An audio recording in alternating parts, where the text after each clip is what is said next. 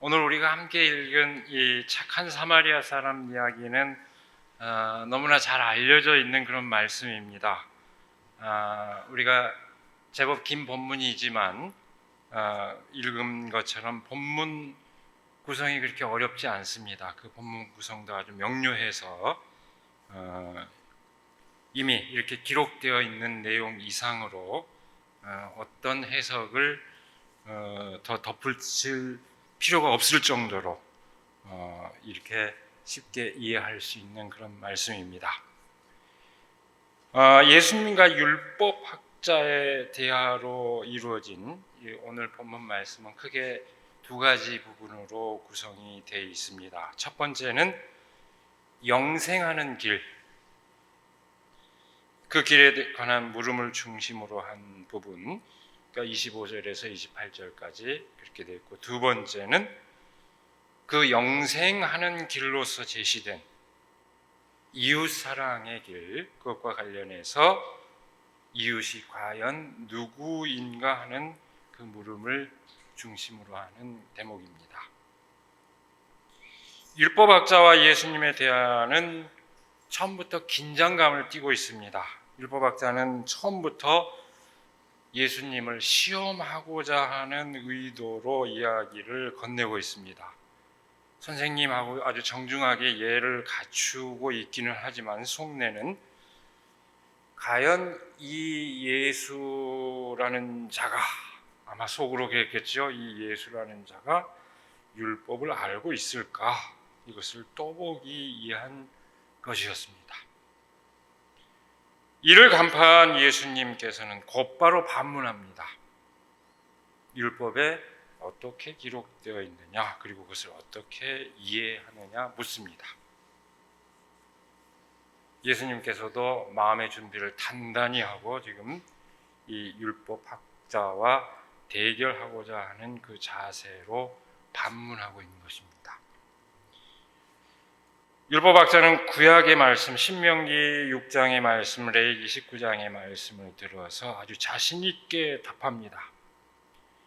내 마음을 다하고 내 목숨을 다하고 내 힘을 다하고 내 뜻을 다하여 주 너의 하나님을 사랑하여라 하였고, 또 내 이웃을 내 몸같이 사랑하여라 하였습니다. 그 답을 들은 예수님께서는 그렇다면 그렇게 살아라 하고 말씀하십니다. 그것이 영생하는 길이다, 이렇게 답합니다. 그런데 예수님과 율법학자의 대화는 거기서 끝나지 않습니다. 예수님을 시험하고자 했던 율법학자는 이번에는 자기를 드러내고자 하는 그 마음으로 질문을 던집니다. 그러면 내 이웃이 누굽니까? 바로 이 대목에서 예수님과 율법학자의 대화는 두 번째 국면으로 접어들고 본격적인 격돌이 이루어집니다. 율법학자가 자기의 이웃이 누구냐고 물었을 때 그의 머릿속에는 이미 확고한 답을 갖고 있었습니다. 뿐만 아니라 자신은 바로 그 이웃들을 사랑하고 있기 때문에 율법의 가르침에서 한치도 벗어나지 않는다, 이렇게 생각하고 있었습니다. 그렇다면 이 율법학자가 머릿속에 그리고 있는 이웃은 누구였을까요? 당시 유대인들이 생각한 이웃은 동족, 다시 말해서 정치적으로, 종교적으로 같은 뜻을 갖고 있는 사람 범위 안에 한정되었습니다. 그 범위가 구체적으로 어떻게 될까요? 유대인들 가운데서도 이른바 정통 유대인들로 국한됩니다. 여기에 혼혈인 사마리아 사람이 낄 틈도 없고 이방인은 더더욱 낄 틈이 없습니다. 그는 이웃에서 제외됩니다. 레위기 19장 34절을 보면 명백히 이방인도 이웃으로 포함하고 있음에도 불구하고 유대인들은 그 말씀을 무시했습니다. 무시하고 자신들의 정결관념에 따라서 자신들의 이웃의 범위를 확정했습니다. 아주 지극히 내향적이고 폐쇄적인 이웃 개념입니다.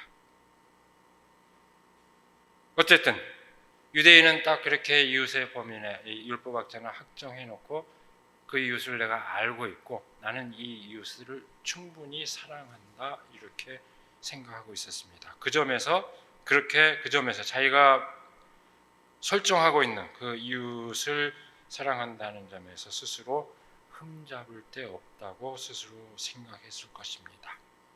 자기를 드러내고 싶어 했다 하는 얘기는 그것을 자랑하고 싶었던 것입니다. 그렇게 자신만만해하는 율법학자에게 예수님께서는 한 가지 이야기를 들려주십니다. 바로 착한 사마리아 사람 이야기입니다.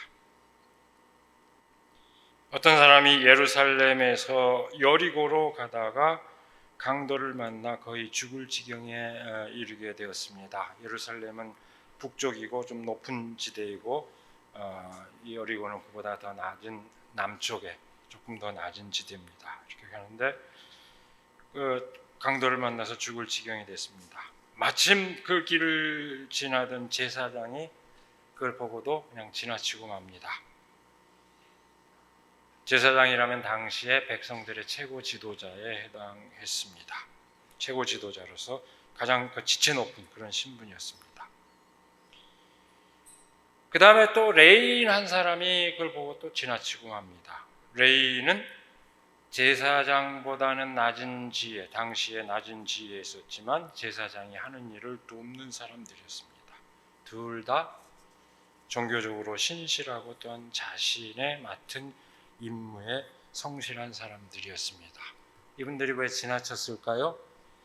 만약에 이게 길이 반대였다면 예루살렘으로 예배를 제사를 드리기 위해서 그 일 때문에 바빴다고 얘기할 수 있겠지만 강도 만난 사람과 같은 방향이었다면 예루살렘에서 제의를 마치고 돌아가는 길이었을 겁니다. 그랬는데도 피했다면 사제들은 죽은 줄 알고 시신을 함부로 만져서는 안 된다 하는 그런 정결관념에 사로잡혀서 피했을 가능성이 많습니다. 어쨌든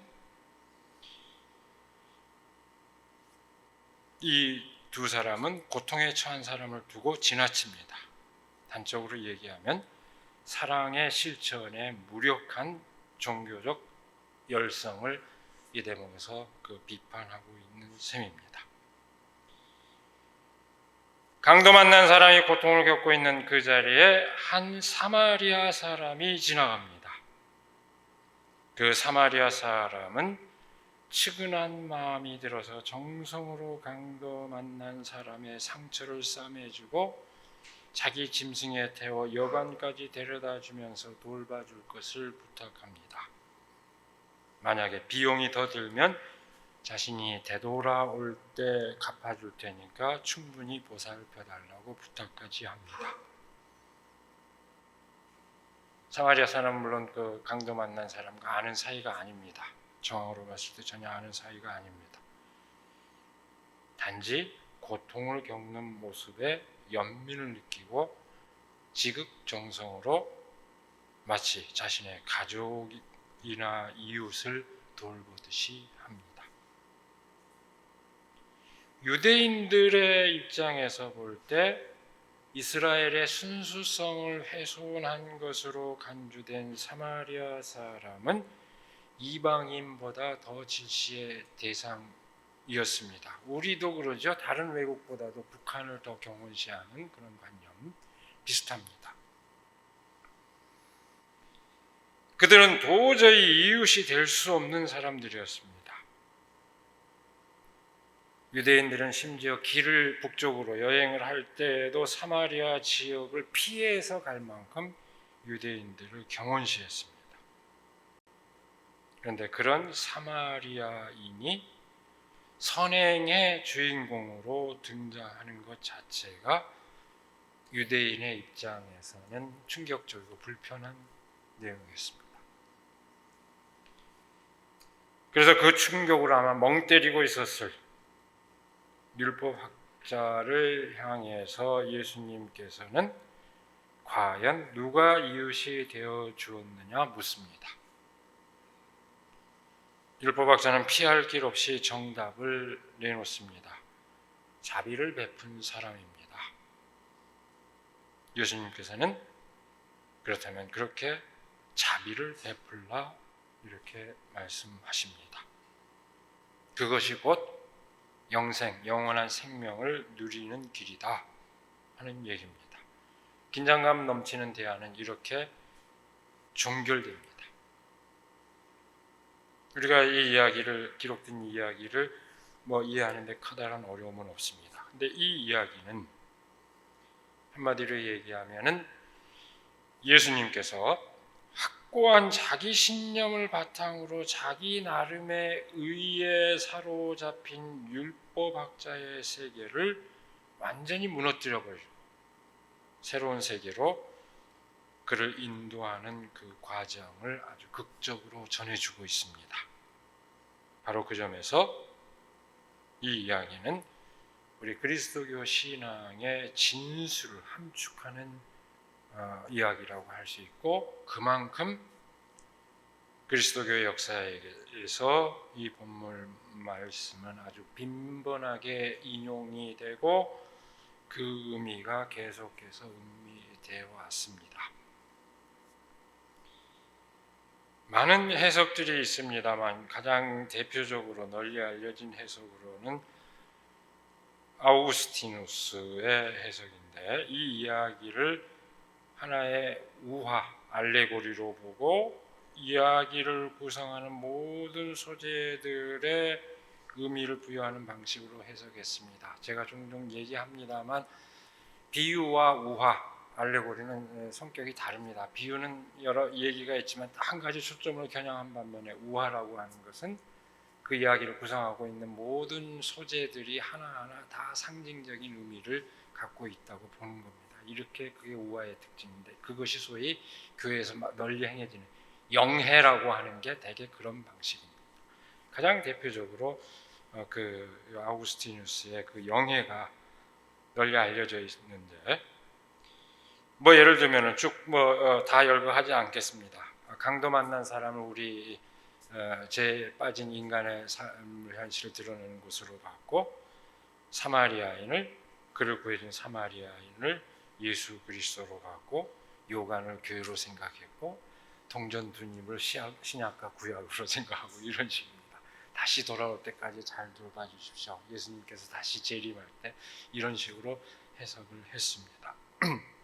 어쨌든 이 이야기가 갖는 의미를 새기기 위한 하나의 방식입니다. 그러니까 어쨌든 여기서 초점은 이웃사랑을 온전히 실천한 사마리아 사람이 구원자로서 예수 그리스도를 표상하는 것으로 해석되었습니다. 그런데 민중신학자 서남동 목사님은 강도 만난 사람이 그리스도의 역할을 하는 것으로 해석을 했습니다. 이게 10월 달부터 있을 강의의 첫 번째 주제인데요. 고난받는 민중의 신음과 한의 목소리가, 한설인 그 목소리가 사람들의 결단을 이끌어낸다는 것에 착안한 것입니다. 이른바 민중신학에서 계속 논란이 되는 그 민중의 메시아적 역할을 주목한 것입니다. 언뜻 보기에는 이 서남동 목사님의 해석은 아우구스티누스의 영예를 살짝 비틀은 것 같지만은 단순히 비틀기는 아닙니다. 오히려 이렇게 해석함으로써 이 본문 말씀이 지니는 깊은 뜻을 다시 새길 수 있는 그런 실마리를 던져줬습니다.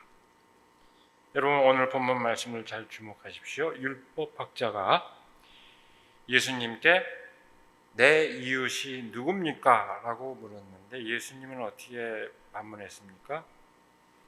예수님께서는 누가 강도 만난 사람에게 이웃이 되어 주었다고 생각하느냐? 누가 이웃이 되어 주었다고 생각하느냐? 이렇게 묻습니다. 그 점을 주목할 필요가 있습니다. 누가 이웃이냐라고 답하지 않고 누가 이웃이 되느냐라고 답합니다. 그렇게 물음으로써 그 시점을 누구에게 이웃이 되어 주었느냐, 누가 누구에게 이웃이 되어 주었느냐 이렇게 물음으로써 그 시점을 고통받는 사람에게 설정하고 있는 것입니다. 지금 고통받는 사람에게 누가 이웃이 되었느냐 이렇게 물음을 바꾸고 있습니다. 이때 이웃의 범위는 아주 역동적인 성격을 띠게 됩니다. 그저 같은 집단으로서 같은 뜻을 지니고 있는 사람을 이웃으로 생각했던 데서 이 이야기는 언뜻 보면은 선행을 행하는 사람이 이웃이다 이렇게 범위를 확대한 이야기 정도로 보기 쉽지만 그렇게 범위를 단순히 확대한 것보다도 훨씬 더 근본적인 진실을 예수님의 이 반문은 일깨워주고 있습니다. 이웃은 이미 정해져 있는 어떤 범주적인 집단을 일컫는 말이 아니라 여러 이렇게 나눠져 있는데 그들 가운데 누구다라고 탁 꼬집을 수 있는 것이 아니라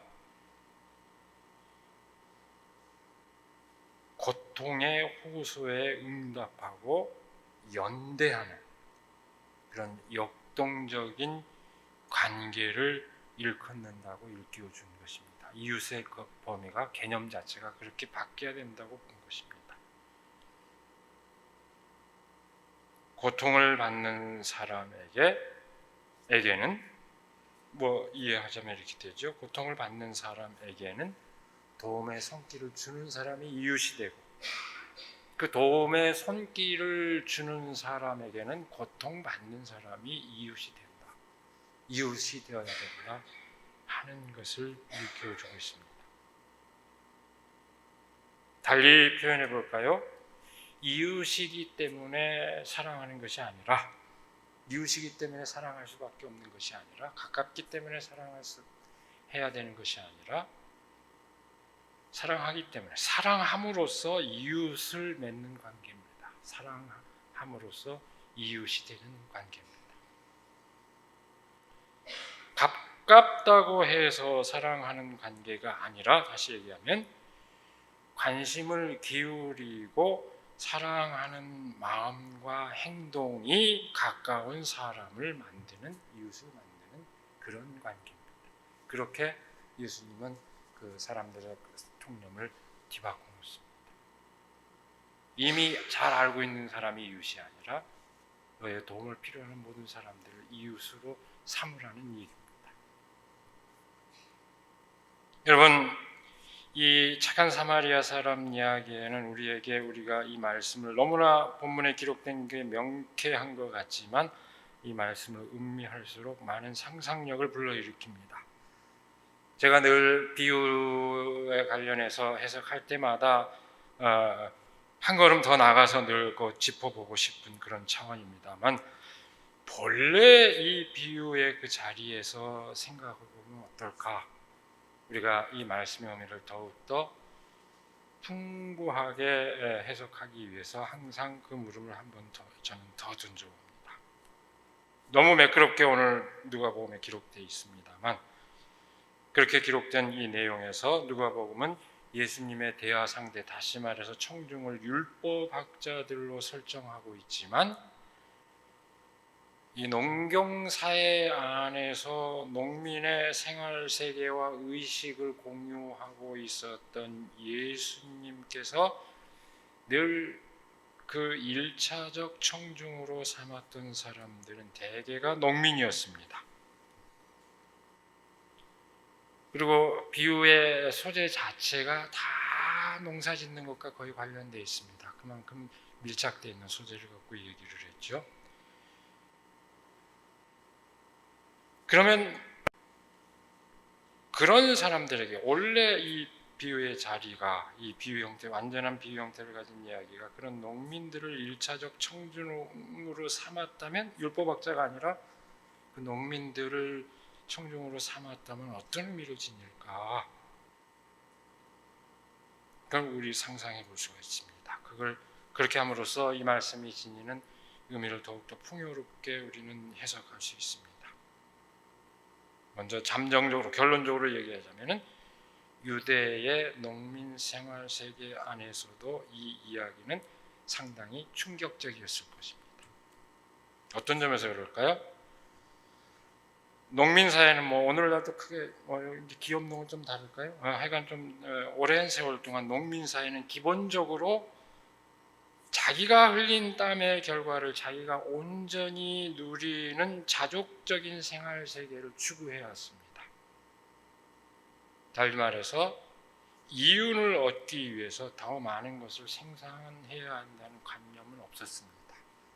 상업적인 거래를 위해서 생산을 하는 경우는 없었습니다. 물론 남으면 하지만 없었고, 그저 자신들의 그 마을 공동체가 풍요를 누리면 족하다 하는 생각을 지니고 아주 오랜 세월 동안 농민들은 그런 생활 세계 속에서 살았습니다. 만일 그것을 위협하는 외부 요인이 있다면 거기에 대해서는 극도의 경계감을 갖고 있었습니다. 세금을 더 많이 부과해서 먹고 살 수 없게 만든다든지 빼앗긴다든지 강도가 든다든지 하면 거기에 대해서는 극도의 저항감을 갖고 있는 게 농민들의 생활 세계였습니다. 굉장히 자족적인 세계 안에 살았다는 거죠. 이런 생활, 그러니까 조세를 수탈하면 꼭 반란을 일으키게 돼 있습니다. 이런 생활 세계 안에서 내적인 친밀감은 아주 높습니다. 그러나 반면에 외부에 대해서는 상당한 배타성을 띠기도 한 게 농촌 사회의 특징이기도 합니다. 지금도 이런 관습은 그대로 있죠. 내적으로는 거의 아주 친밀하지만 외인이 들어올 경우는 굉장히 경계하는. 어쨌든 그 생활 세계 안에서 이웃의 범위는 아주 명확합니다. 대개 친족 공동체 또는 그보다 확대되어야 그 마을 공동체 범위를 크게 벗어나지 않습니다. 예수님께서 말씀하신 착한 사마리아 사람 이야기는 그 맥락에서 볼 때도 상당히 충격적인 성격을 띄었을 겁니다. 예수님은 농민의 생활 세계를 공유하고 그에 따른 의식을 당신 스스로 지니고 있었지만 이 사마리아 사람 이야기에서는 그 의식 세계를 넘어서고 있습니다. 여러분, 제가 뭐 길게 늘어놓을 수는 없습니다만 이 이야기는 이 이야기를 당시 유대 농민이 들었을 때 어땠을까? 이 사마리아 사람 이야기는 갸우뚱거릴 만한 요소를 많이 갖고 있습니다. 먼저 예루살렘에서 여리고로 여행하는 사람이라면 이걸 듣는 농민은 예루살렘의 상당한 유력자이겠지. 우리를 괴롭히는 부재지주는 아니었을까? 여행을 다녀? 이렇게 상상했을 수 있습니다. 그 다음에 그 사람이 강도를 만났다. 근데 대개 당시 이 강도 때는 일종의 사회적 강도 때로서 농촌 사회에서 견디지 못하고 이탈한 무리들입니다.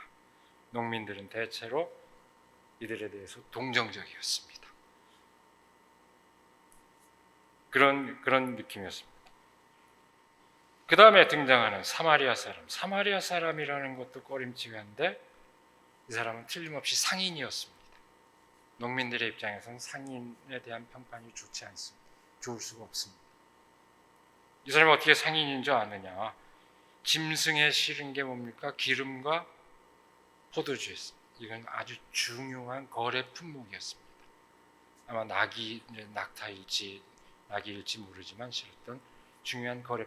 그걸 싣고 이동했다면 이 사람은 상인이 틀림없습니다. 사마리아인에다 상인 별로 좋은 인상을 주는 주인공이 아닙니다. 그리고 여관에 맡겼습니다. 사람을. 당대의 여관은 아주 소란스럽고 난잡한 곳으로 악명이 높았습니다. 심지어 여관에서 밤을 보내려면 유언서를 작성해라 하는 이야기가 떠돌 정도였습니다. 그걸 턱 맡겼다? 이 사람 죽었습니다. 돈 치료비는 엄청 들었는데 사람이 죽었습니다. 이럴 일도 발생할 수 있습니다. 그리고 그런 일화들도 있습니다. 실제로. 이렇게 생각을 하면 이쯤 되면은 착한 사마리아 사람은 착한 사마리아 사람이 아니라 어리석은 사마리아 사람 이야기가 됩니다.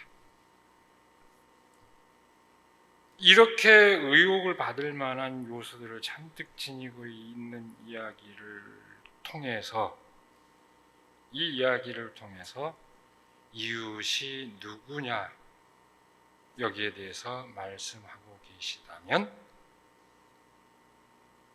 그리고 모든 비유가 그렇듯이 그것이 하나님 나라를 비유하고 있다면, 하나님 나라에 관해서 말씀하고 계시다면 이 이야기는 그야말로 하나님 나라의 놀라운 전복적인 성격을 확실하게 보여주는 이야기가 됩니다. 그 모든 부정적인 편견을 뒤집어 엎고 실제 현실에 경험하는 것은 주인공들이 다 악의에 차 있는 시선, 그 악의가 있다고 혐의를 두고 있는 그런 주인공들인데, 이 이야기에서는 완전히 그 선의로 모든 것을 바꿔버리는 그런 뒤집어진 이야기가 됩니다. 그 말하자면 그 모든 부정적인 편견을 뒤집어 엎고 새로운 관계를 형성하는 세계에 대한 전망이 됩니다. 율법의 요철에 여겨지는 하나님 사랑과 이웃 사랑을 실천하는 길로서 고통받는 사람을 주목하고 그의 손길을 내미는 구체적인 사랑의 행위가 펼쳐지는 그런 세계에 대한 전망이 됩니다. 이렇게 볼 수 있다면 이 이야기는 당시 종교적인 전통, 다시 말해서 소위 종교적 정통주의에 사로잡혀 있는 유대 사회의 기득권 세력들을 향한 이야기만으로 한정되지 않습니다. 본문 기록에는 분명히 율법학자라고 되어 있지만 그들을 향한 이야기로만 한정되지 않습니다. 이웃을 자기와 가까운 사람으로 한정하는 모든 이들에게 경종을 울려주는 그런 이야기가 됩니다. 바로 이 점에서 이 이야기는 우리 그리스도교 신앙의 정수를 일깨워주는 것입니다. 하나님을 사랑하는 것, 우리가 추구하는 믿음은 추상적인 어떤 것이 아닙니다. 우리의 믿음은 자기만의 확신에 달려있는 것이 아닙니다. 우리의 그 믿음의 여부는 타인의 고통에 대한 체감 여부에 달려 있습니다. 우리의 믿음의 정도는 타인의 고통에 대한 체감, 그 정도에 달려 있다는 얘기입니다. 나 아닌 타인의 고통에 민감할수록 우리는 구원의 현실에 더 가까이 다가서 있고 그만큼 희망 또한 우리 가까이 있습니다. 신앙 공동체는 결국 그 믿음을 공유하고 익히는 공동체입니다. 오늘 우리는 특별히 그 한가위 명절 휴가를 보내는 중에 그 주일을 맞아서 이 말씀을 의미하고 있습니다. 우리가 가족끼리 기쁨을 누리는 가운데 늘 그 기쁨을 누릴 수 없는 사람들을 생각하고 기도해야 하는 까닭이 무엇이겠습니까? 자기만족적인 세계에 머물러서는 안 되기 때문입니다. 우리 사회에 이웃이 되어주는 손길이 없어서 공경에 처해 있고 헤어나지 못하고 극단적인 선택을 하는 사람들이 아직도 얼마나 많습니까? 오늘 본문 말씀이 영생, 다시 말해서 영원한 생명의 길이 무엇이냐고 묻는 그 물음에 이어지고 있는 점을 주목하시기 바랍니다. 고통받는 이의 호소에 응하고 연대하는 것이야말로 바로 그 길이라고 예수님께서는 말씀하십니다.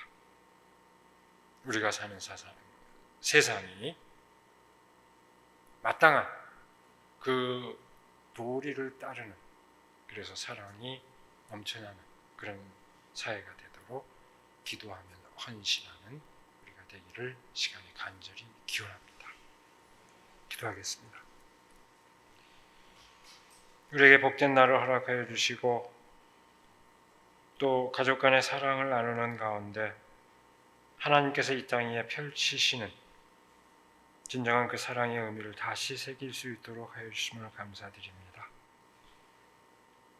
우리는 기왕에 우리의 가까운 사람만을 우리의 이웃으로 생각하지만 예수님께서는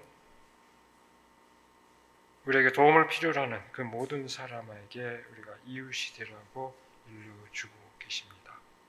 하나님, 우리가 그 말씀의 진실을 새기게 하여 주시고 이 교회 안에서 우리가 그 말씀의 진실을 깨닫고 또 다지고 스스로 체현할 수 있도록 하나님 함께하여 주시옵소서. 그래서 우리가 사는 세상을 더 따뜻하고 더 사랑으로 충만한 그런 세상이 될 수 있도록 하는데 우리가 헌신할 수 있도록 저희를 인도하여 주시옵소서. 우리 주 예수 그리스도 이름으로 기도드리옵나이다. 아멘.